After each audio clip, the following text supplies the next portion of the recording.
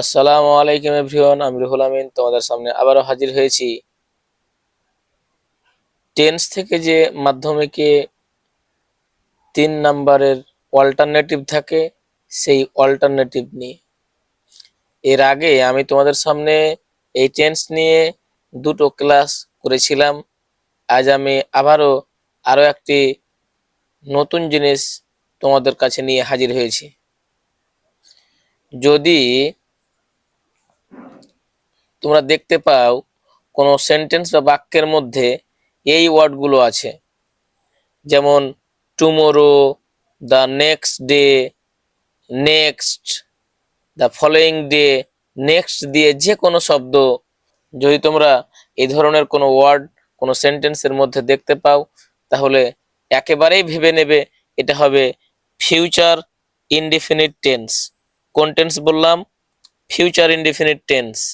তার মানে অপশনের মধ্যে যে অ্যান্সার হবে সেই অ্যান্সারটা হবে শ্যাল অথবা উইলের মধ্যে যে কোনো একটা, তারপরে কি হবে?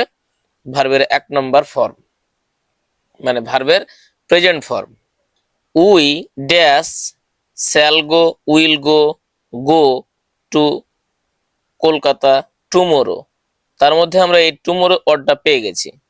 তো যদি আমরা এই টুমোরো ওয়ার্ডটা পেয়ে যাই, তাহলে আমাদের ভেবে নিতে হবে এটা হবে কি, কোন টেন্স? Future indefinite tense. তাহলে অ্যান্সারটা কি হবে? অ্যান্সারটা হবে শ্যাল অথবা উইলের মধ্যে যে কোনো একটা আর ভার্বের প্রেজেন্ট ফর্ম, তাই না? এবং আমাদের এখন একটা কথা খুব ভালোভাবে মনে রাখতে হবে, শ্যাল এবং উইল বসে কোথায়, তাই না? First person. কোন পারসন বললাম? First person. এই ফার্স্ট পারসন যদি কোনো সেন্টেন্সের মধ্যে আমরা ফার্স্ট পারসন দেখতে পাই, তাহলে এর পরে বসে শ্যাল। আর ফার্স্ট পারসন ছাড়া সেকেন্ড পারসন এবং থার্ড পারসন, সেকেন্ড এবং থার্ড, এই দুটো পারসনে বসে কি? উইল বসে। তারপরেও আমাদের আর একটা কথা মনে রাখতে হবে, যদি অবশ্যই কোনো কাজ বোঝাই তাহলে আমরা ফার্স্ট পারসনেও উইল ব্যবহার করব। এই কথাটা যেন মনে থাকে। এখানে কি লেখা আছে? উই ফার্স্ট পারসন, তাহলে অবশ্যই টুমোরোর কারণে এই শ্যাল গো এর অ্যান্সারটা হবে শ্যাল গো, এই অ্যান্সারটা। উইল গো হবে না।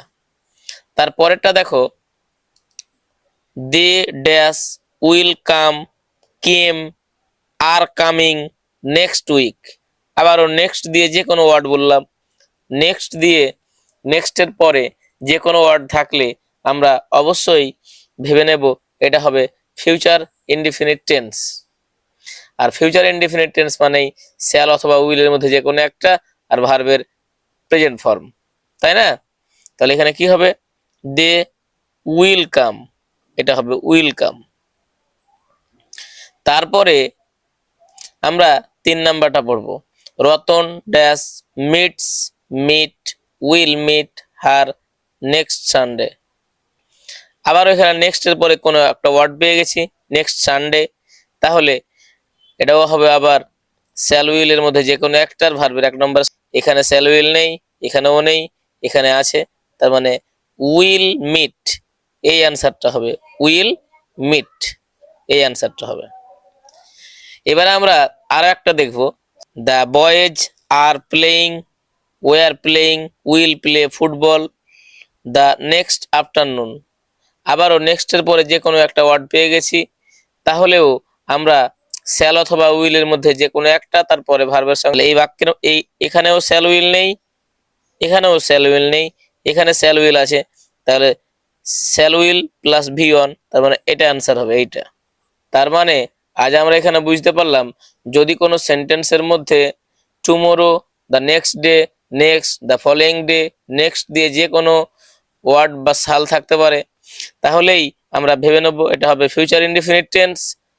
আর ফিউচার ইনডিফিনিট টেন্স মানে এই অপশনের উত্তরটা হবে শ্যাল অথবা উইলের মধ্যে যে কোনো একটা এবং তার পাশে থাকবে ভার্বের প্রেজেন্ট ফর্ম, তাই না? আমার এই চ্যানেলের সঙ্গে অনেকক্ষণ ধরে জুড়ে থাকার জন্য তোমাদের সবাইকে অসংখ্য ধন্যবাদ জানিয়ে আজকের মতো এখানেই শেষ করছি।